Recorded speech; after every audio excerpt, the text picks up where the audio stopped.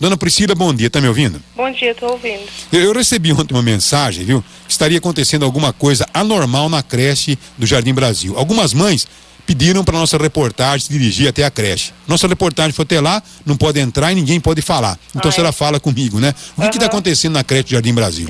É o seguinte, as crianças chegam tudo de manhã, as mães já reclamaram, só que nenhuma teve coragem de ligar aqui no Madalena, né? Eu já reclamei lá, já falei, porque eu faço curso técnico de enfermagem, então eu trabalho durante o dia e a gente fica preocupada com as crianças, né?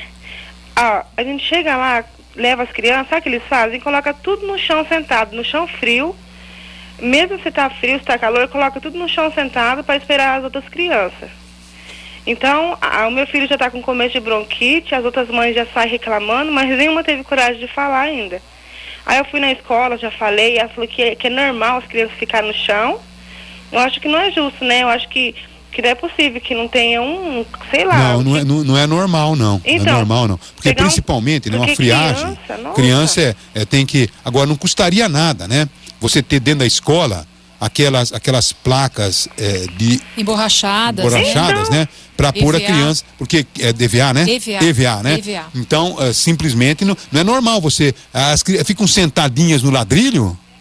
Nossa, no chão frio mesmo, naquele chão concreto, sabe? Olha, olha, me desculpe, mas a prefeitura tem que ter condições, recursos, né? De comprar essas placas, né? Isso é uma questão, acho que até de displicência, porque é um material barato, não é? Nossa, eu fiquei horrorizada. Se eu tivesse condições, eu ia lá e colocava uma borracha lá, porque se você consultar algum médico, pediatra, ele vai dizer a você que realmente não é normal, nesse frio logo pela manhã, uma criancinha sentar numa friagem, esperando.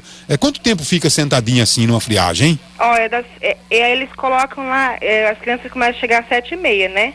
Aí fica na base de 15 a 20 minutos, até as outras mães chegarem com as outras crianças, para poder entrar na sala. Coitadinhas. Olha, por favor, viu? Vamos conversar com o Toninho Martins e dizer que esse procedimento tem realmente que ter um ponto final, porque não é justo.